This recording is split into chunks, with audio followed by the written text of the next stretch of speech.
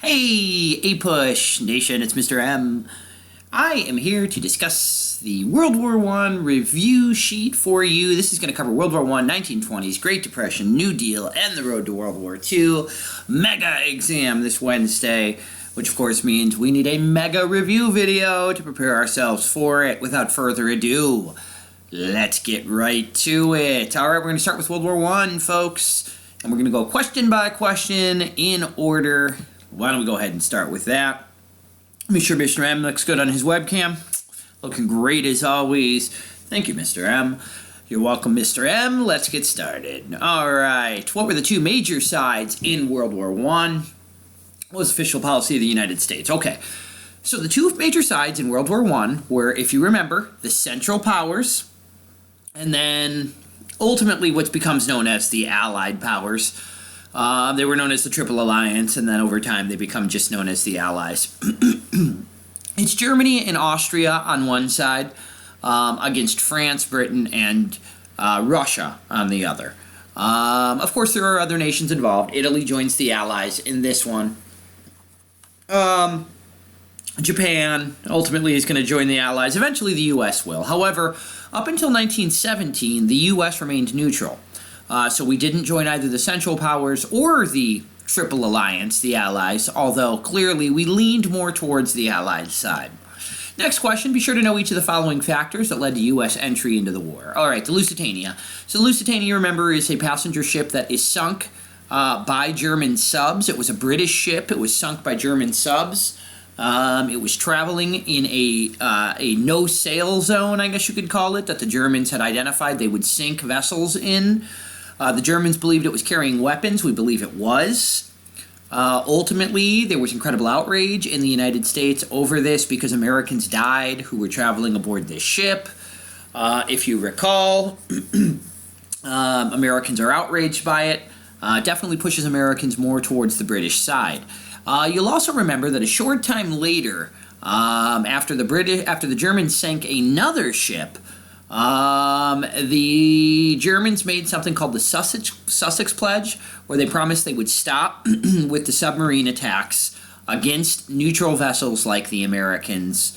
When they did this, tension between the U.S. and Germany died down. Although, please remember, the Germans had made it clear the only reason they were stopping is because the Americans had promised to try to get the British to lift their blockade of Germany.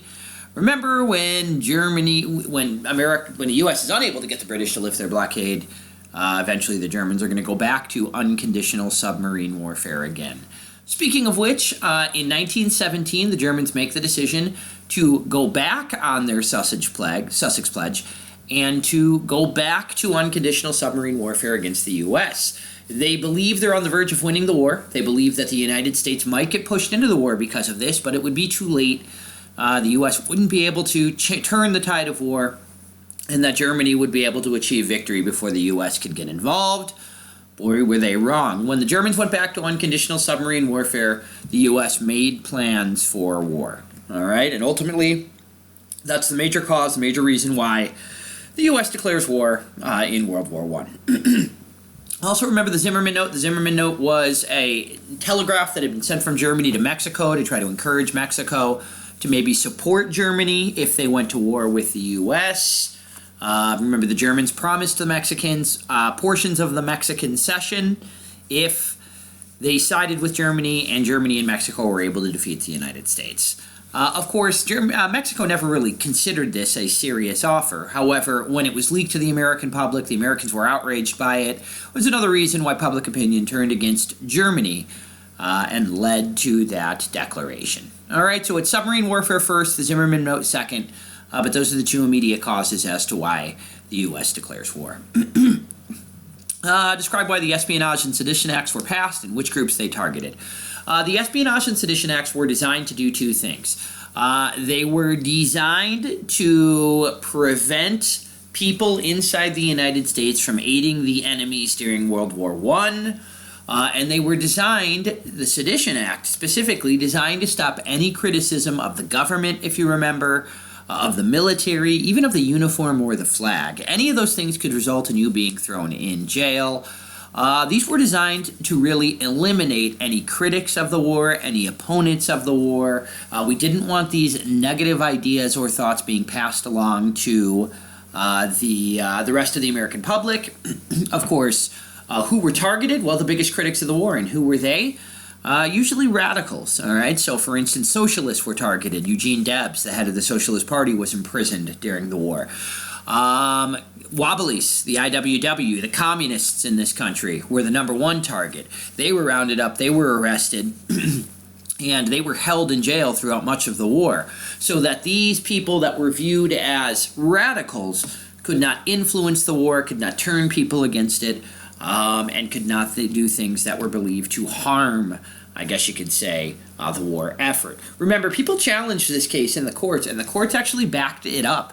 In the famous case Schenck versus the United States, the courts actually said, yes, during times of an emergency, certain people whose rights can be taken away, they can be jailed if necessary, if they're viewed as a threat. All right?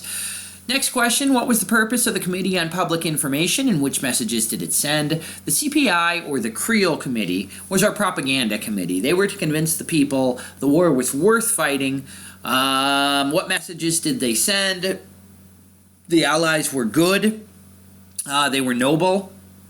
The Germans were, the Central Powers, but especially the Germans, were brutes. They were monsters. They were engaged in brutalities against the European population, especially women and children.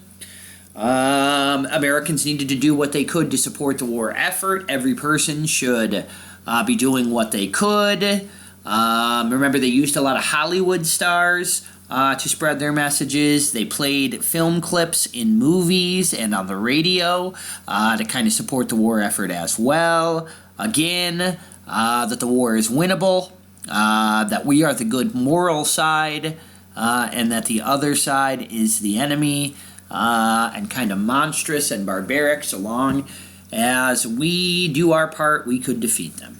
All right, so that was the goal of the CPI, or the Creole Committee, propaganda to convince people to support the war effort, and to get them to back up Wilson's war aims. Remember that it's a war to end all wars, that it's a war to make the world safe for democracy. And the CPI really tried to spread that to the public. Identify policies and efforts by the United States government to mobilize the economy and industry for war. Okay, there's a few things we need to talk about. The first one I want to talk about is the Food Administration. Remember, the Food Administration was run by Herbert Hoover. Their job was to conserve, to save important food items for the war effort. Remember, this was all done voluntarily. There was no force here. You were voluntarily conserving, rationing, doing what you could to, not rationing, but conserving, going without, to do what you could to support the war effort. Remember, recycling programs, meatless Mondays, wheatless Wednesdays, if you remember. Walk instead of taking public transportation. Whatever it was, the Food Administration tried to get people to eat less and to save what they could. And by doing so, remember, we massively increased the amount of food production that we're able to send to people and troops in Europe instead. All right? Some other examples of organizations that mobilized the economy. The Office of Price Administration, if you remember, their job was to try to regulate prices, to keep prices down, to avoid inflation, so that prices didn't get out of control. That was obviously something that was designed to be good for consumers, most definitely. In addition to that, we had the War Production Board, run by a guy named Bernard Baruch. Its job was to, if you remember, control all production, all industry in this country. In order for the government to decide what products would be needed, the War Production Board's job was to coordinate our war effort and to decide exactly what goods we need and which industries we need to make them. It never really got underway, only because the war ended before it could really get started. All right? But it was a major organization that later on is going to be used during the New Deal and World War II to kind of coordinate massive government efforts. All right, so the Office of Price Administration, the Food Administration, the War Production Board are a few organizations that really help the U.S. to coordinate its economy and industry in order to win the war. All right? Identify policies and efforts by the U.S. government to ensure public support for the war. Well, again, I already kind of mentioned one. It was the Food Administration. We've already mentioned the Creole Committee as well. Their job was to really make sure there was a lot of public support for the war, to eliminate any criticism, and to focus on the positives to really glorify the American war effort. Remember, the media actually kind of self-censored during this war as well, so they worked with the government to control the information the public got so that the public remains loyal to the war effort as a whole. All right? What impacts did the war have on women, African American, and Mexican immigration? Well, first off, women were able to serve for the first time, although they did in non-combat roles. There were organizations like the WAAC, which was the Women's Air Corps. Women were able to enlist and join, I guess you could say, the military in support in non-military, non-combat roles. But the biggest gains, of course, were women working in factories, in various jobs that men had left in order to go serve. Because of their efforts, remember, women are going to be able to convince Woodrow Wilson to support women's suffrage after the war, even though he didn't support it before. African Americans too take advantage of changes during World War I. Hundreds of thousands of Africans move out of the South. They migrate into cities across this country, especially in the North. They moved because they knew there were jobs available in many of these cities, because whites were gone at the time. And so African Americans, it's called the Great Migration. They start to move out of the South into northern and western cities in order to seek out work. This process is going to continue through World War II, and it's going to lead to the development of large African American populations in many American cities. Mexican immigration as well increased during the war, especially for agricultural jobs in the Southwest.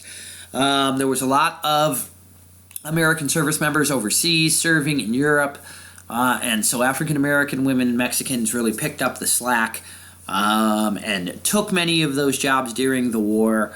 Of course, when American service members come back, sometimes that led to conflict between the troops and these new groups of American workers. What were the major objectives of Wilson during the Versailles Conference? They were known as the 14 points. Remember his 14-point plan to how to achieve peace so that wars would be avoided in the future. What was the most significant? The last point, the 14th point, that was the League of Nations. Remember, we needed an international peacekeeping organization made up of the countries of the world, whose job it was to, as a group, collectively police and enforce the world to prevent conflicts. Why was he unable to achieve most of these ideas in the Treaty of Versailles? Well, remember, because Britain and France weren't as interested in his objectives as Wilson was. The British and French were more interested in vengeance. They wanted paybacks on Germany for 4 years of devastation that the English and the French put at the feet of the German people. They blamed Germany for it, even if it was probably a number of different reasons why the war broke out, not just German aggression. All right. Why did conservative Republicans, led by Henry Cabot Lodge, oppose the League of Nations? If you remember, the problem that the conservative Republicans have is remember, Congress is the only one that determines whether we go to war. They vote on it. And so what some Republicans in the Senate argued was, hey, if we join the League of Nations, we only have one vote in the League. And so let's say that the League votes for military action. It votes for the United States and everybody else to send troops to a place. Well, even if our Congress didn't want to, even if the American public opposed it, we would still have to follow that order because that was part of the deal with the League. You had to give up some of your own sovereignty in order to join it, and even if you disagreed with the decision, you would be forced to send troops, which meant we might find ourselves getting into conflicts in places even though the Congress and the public opposed doing so. That didn't seem right to Republicans in the Senate. That seemed like their sovereignty, their decision-making, their right to declare war was being taken away and given to somebody outside of the Constitution. That's why they opposed it. And so, if you remember, when they started to add amendments to the League of Nations, to the Treaty of Versailles, before they would vote on it, some of those amendments were like, hey, we can choose not to send troops if we don't want to, even if the rest of the League tells us that we have to. Ultimately, the treaty was never passed, even though a lot of people on both sides supported it. There were too many concerns with it to be able to get it passed. What mistake did Wilson make when he chose his European delegation for Versailles? Well, remember, this was part of his problem, is that when he went over to negotiate the treaty, he only brought Democrats with him. He didn't bring any of the Republicans on the other side of the political spectrum with him. And so while he was in Paris negotiating this treaty for months, the Republicans were back in the United States using the media to spread anti-Wilson and anti-treaty messages, so that by the time Wilson gets back with the treaty, the public has already been exposed to months and months of anti-treaty speeches and talk by the Republicans who have been waiting for Wilson to return. All right? 1920s politics and society, we're going to put these two together. What were some of the major examples of nativism and Americanism in the 1920s? My goodness, there's a bunch of them. First off, we've got the Red Scare, which we'll talk about in a second. The Palmer Raids are a good example of nativism. Sacco and Vanzetti is a good example of nativism. The rise of the KKK is a good example of nativism. Anti-immigration laws are a great example of nativism as well. All of those are decisions by white Anglo-Saxon Protestant WASPs out of fear to try to preserve their way of life, to try to preserve their numbers in the face of what they considered to be millions of people from new places, speaking new languages, practicing new religions, that were somehow going to change this country and take it away from its white Anglo-Saxon traditions. All right? So again, examples of nativism: the Red Scare after the war, the Palmer Raids, the Sacco and Vanzetti, the rise of the KKK, to name a few. All right? Again, why? Well, because Americans are very fearful, especially after the war, of communism, because remember, Russia has become communist. We're very fearful that enemies of this country had gotten into the country, especially radicals during the war, that labor unions had been infiltrated by radicals who were going to try to overthrow our government. In addition to that, of course, there's just this fear of new religions and new languages that continue to arrive by the tens of millions during this era. So those are all reasons why there was an increased nativism in this country. Okay, what were the Palmer Raids? How did they contribute to the 20s Red Scare? So the Palmer Raids, remember, there were a series of bombings in Washington, D.C. One of the bombings attacked the Attorney General, A. Mitchell Palmer's home. He was so outraged by this bombing outside of his house that, if you recall, he went to Congress. He was able to get money from Congress to launch a series of raids to round up radicals and folks that he believed might be involved in the bombings around this country. They started to round up thousands of Americans. Many of them were imprisoned. Some of them were deported simply because they supported radical ideas like socialism or communism, even though we believe they had nothing to do with the actual bombing plots. All right? How did they contribute to the 20s Red Scare? Remember, there is a belief in the 1920s, early 1920s, that there's a series of massive strikes. There was a belief that labor organizations, labor groups, labor unions were going to lead a series of revolts or rebellions to try to overthrow the government. And that radicals were already inside the country in key positions, and they were going to try to basically overthrow democracy and replace it with a more radical governmental system. Palmer claimed he had key information, if you recall, that indicated there would be more and more strikes and more instability caused by these radicals. Of course, we know all of those fears to end up not being true. All right. What was the Scopes monkey trial and what was the outcome? Remember, the Scopes monkey trial was a trial in the state of Tennessee over whether a school teacher, Scopes, could actually teach evolution to the kids or not. Remember, Tennessee wanted them to teach creationism. This is really more of like a symbol of the divide that's occurring in this country between the more traditional, rural, religious South or middle portion of this country and the more modern, urban life in this country. Urban Americans tended to support Scopes. They were more open to the ideas of evolution. Obviously, rural Americans, Southern Americans, older Americans tended to support the state of Tennessee. They did not want what they considered to be this new radical idea, evolution, spread throughout schools because they considered it to be an attack on Christianity. Ultimately, Scopes was forced to pay a small fine for teaching evolution. However, in the minds of many Americans, it was actually the modernists. It was the Scopes and his attorney who were really able to get the better, and the attorney's name, by the way, was Clarence Darrow, who were able to get the better of the state of Tennessee and their attorney, William Jennings Bryan. All right, so even though Scopes pays the fine, ultimately, in the eyes of most observers, the modernists had gotten the better of the traditionalists. And it's kind of a change, a turning point that starts to show the significance more of urban America as opposed to rural America. What was the Sacco and Vanzetti trial? Sacco and Vanzetti were two Italian radicals who were accused of murder.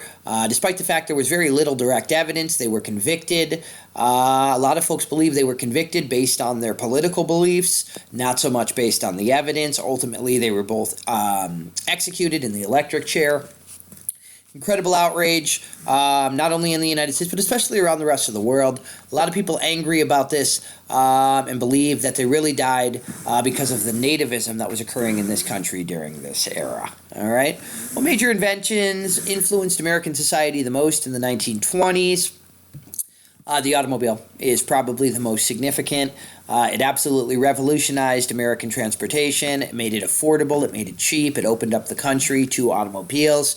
Remember, Henry Ford was responsible for this. He revolutionized this industry. He made automobiles affordable because of mass production. All right. Other major inventions, the radio is key for information, for entertainment, for communication, for kind of tying the country together like glue, connecting it together. Movies, if you remember, in the 1920s become big business, the most important form of entertainment that we had.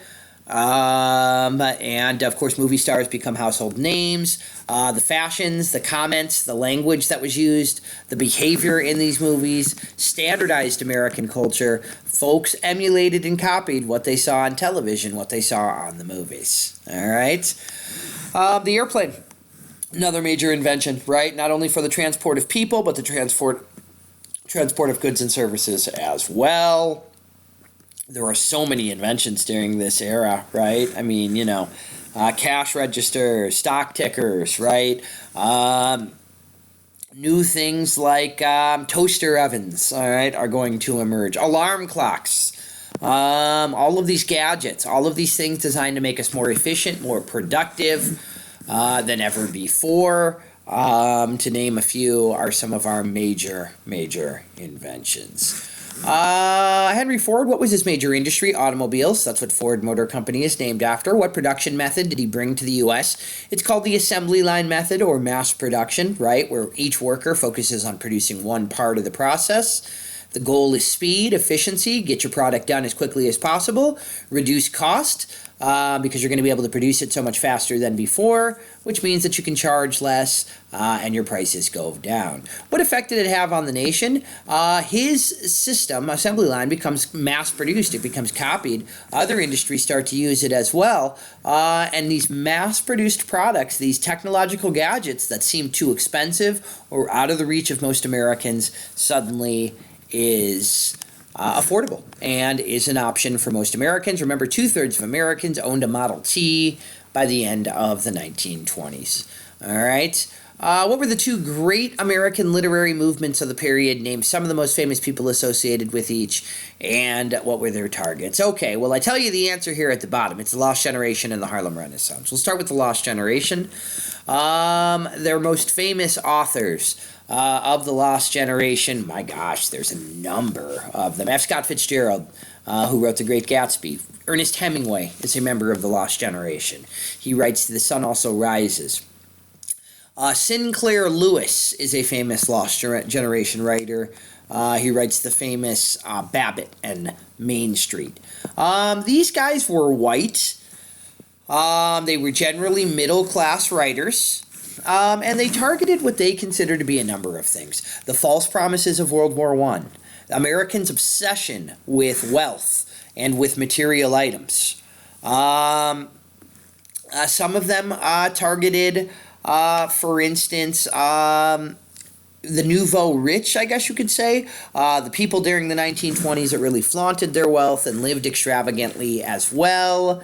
And really, they're arguing that the United States is kind of a fake materialistic culture, and that after World War I, there's a lot of frustration. A lot of men, especially, felt like their entire generation had been wiped out, and young people were really upset with what they considered to be the false hope, the false promises of World War I.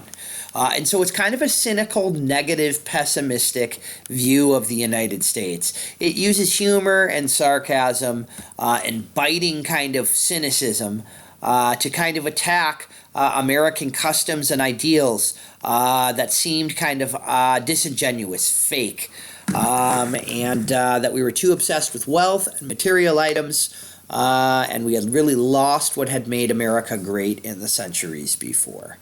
The other major literary movement is the Harlem Renaissance. Of course, that's an African-American movement based in Harlem.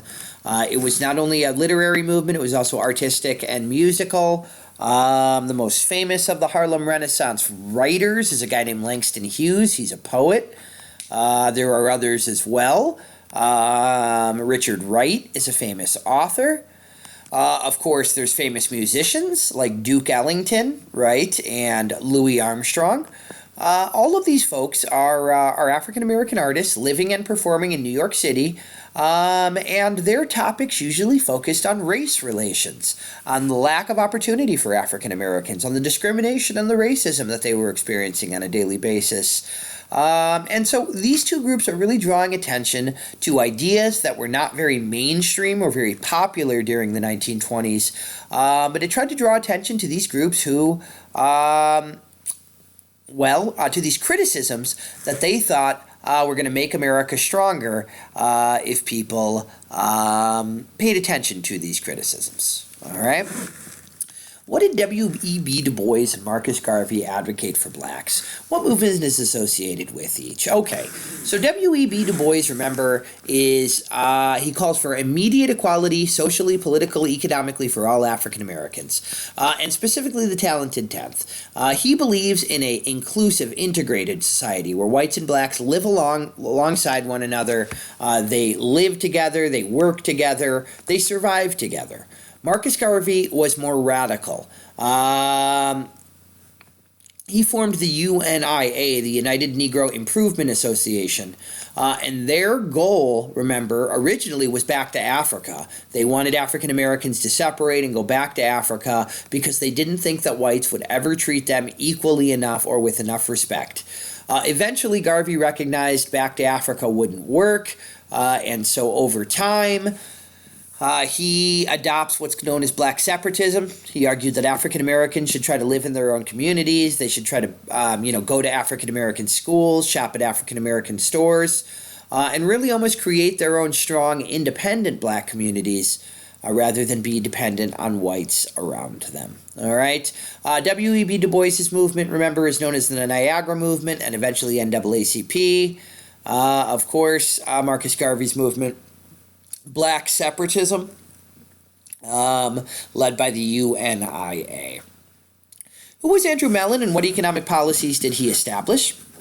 Andrew Mellon was the Secretary of Treasury during the 1920s, during those conservative presidencies. What economic policies did he establish? Remember, he established trickle-down economics, which led to a lot of growth in the 1920s, but led to some of the reasons why we had a depression after it. Trickle-down economics, remember, you cut taxes to the wealthiest people, including business owners. When they have less taxes to pay, they have more money available, which means, in theory, they're going to use some of that money to invest more in their businesses. When they invest more in those businesses, they open new shops, new locations. That means they got to hire new workers. When they do that, the benefits of the trickle-down policy trickle down to the rest of us in the form of new jobs and higher wages. So clearly, Andrew Mellon is a rich corporatist who believes the best way to help the economy is to support other corporatists through trickle-down economics, cutting of taxes, eliminate regulation of businesses, allow businesses to really run on their own without any government intrusion. Don't worry about protecting the environment. Eliminate labor unions, or at least try to reduce them, so that businesses are able to function at 100% effectiveness. That way, they argue, conservatives do, it'll lead to more growth for the rest of society as well. Who was Alice Paul? How did she contribute to the women's equality in the United States during the war?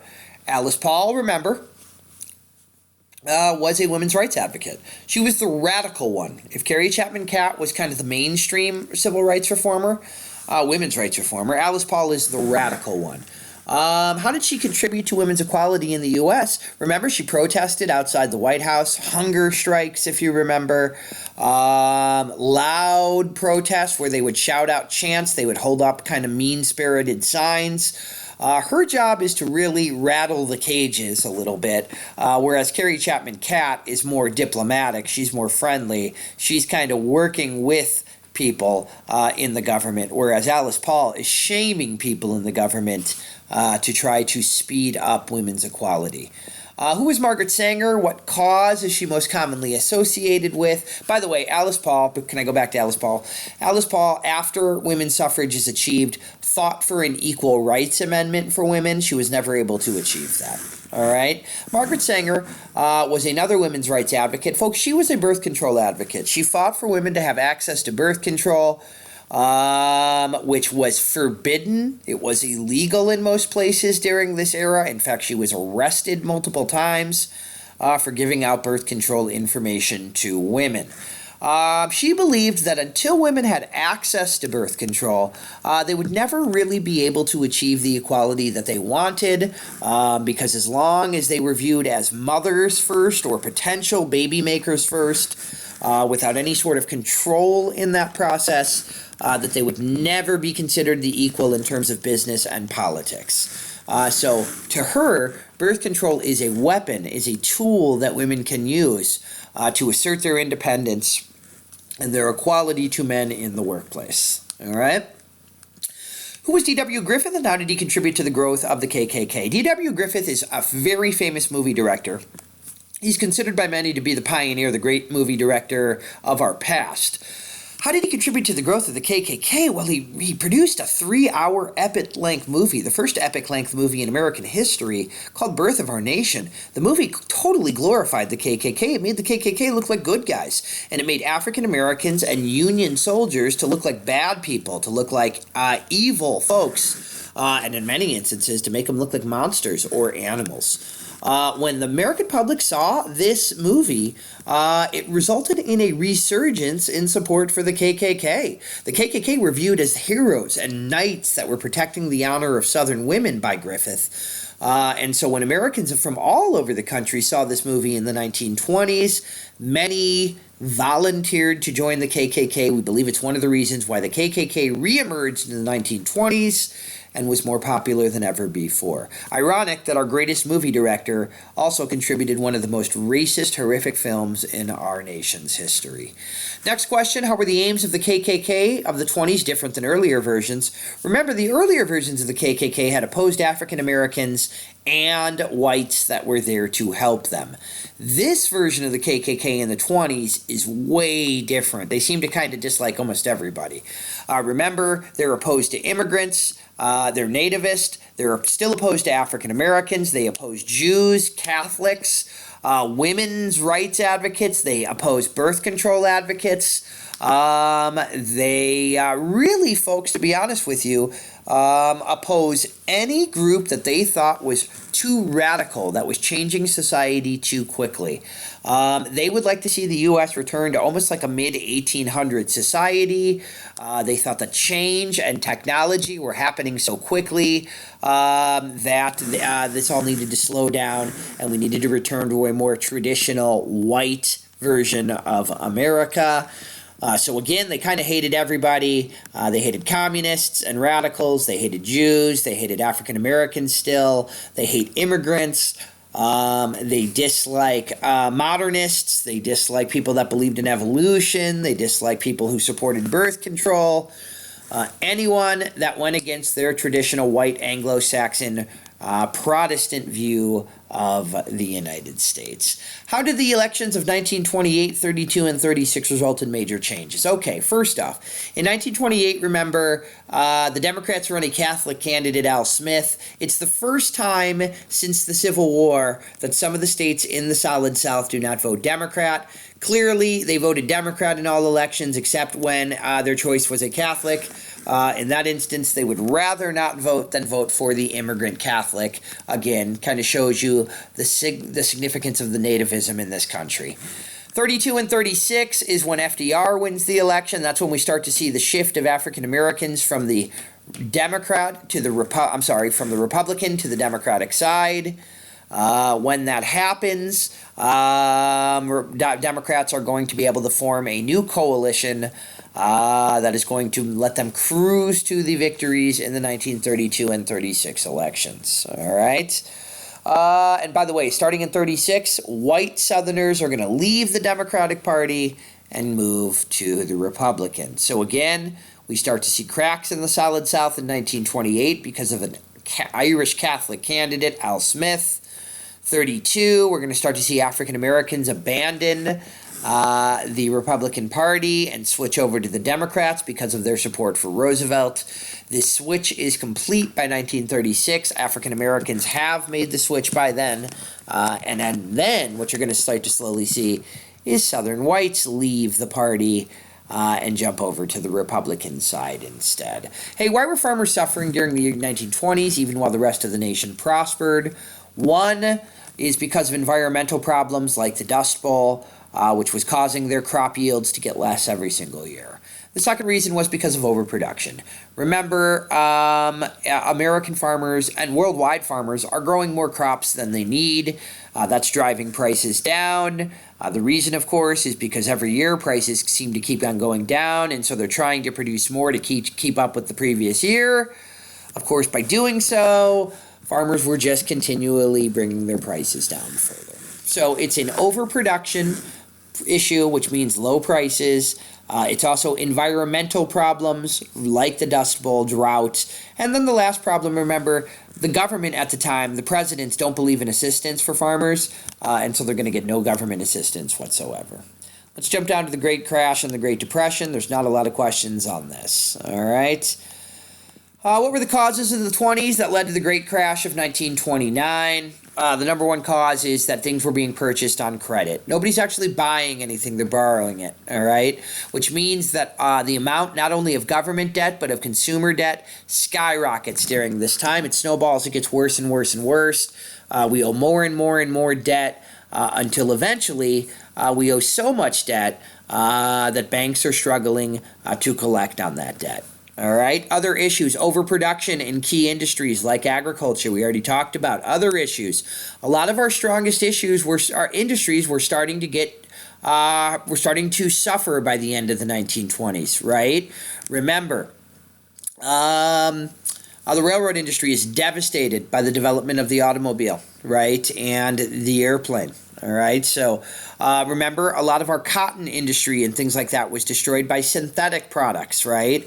Synthetic materials that we can use to sew that are oftentimes more durable and or cheaper. So we've got key industries that are faltering.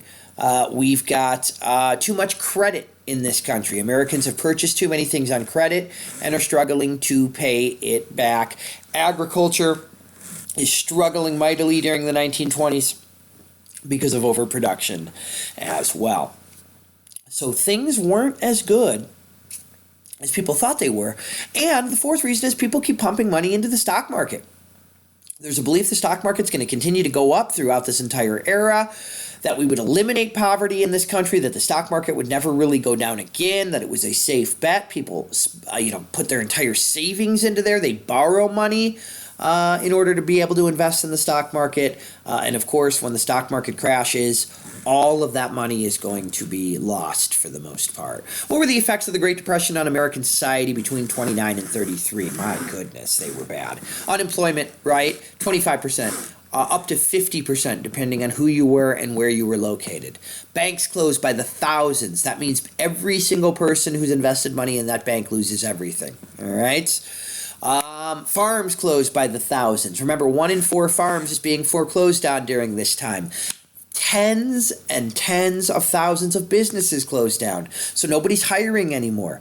Even the businesses that stayed open, remember, were paying their workers about half of what they had before. So mass homelessness as people lose their homes. Devastation to agriculture as farms are lost. Devastation to banking as banks shut down and close and nobody puts their money in any of the banks that survive anymore. Industry, devastation to industry as tens of thousands of businesses go out of business. We are on the verge of economic collapse. Oh, by the way, suicide's up. Childbirth down, right? All of divorces are way up. All right, marriages are way down. All of these psychological effects that Americans have lost their confidence. They lost this belief that we are the dominant country in the world. So it's economic, it's psychological, it's devastation for this country. What was the bonus army? Remember, they were veterans who wanted a bonus from the U.S. government. Who he ordered protest led to belief that Hoover was kind of uncaring, didn't relate to what he could, so he was sued. But by that, with the little guy who's not out there doing everything he can to improve the lives of Americans who are suffering. Who did he think primarily? That you go to your churches, you go to your families, you go to the government, you have homeless, or right? They placed Reconstruction Finance Corporation, and why did it support the depressed? Critical to that, going direct with a place. So again, this notion that he's kind of heartless, that he's slow to react, that he doesn't really have any solutions, and that his political views have hurt his ability to help America. Bites him in. What was that environment states do? The fact that it has was this environment and culture had absolutely devastated the new picture of drinking more and what led to who to open up. See his deal are going to close projects and infrastructure programs as many as conservatives who countries were no longer with they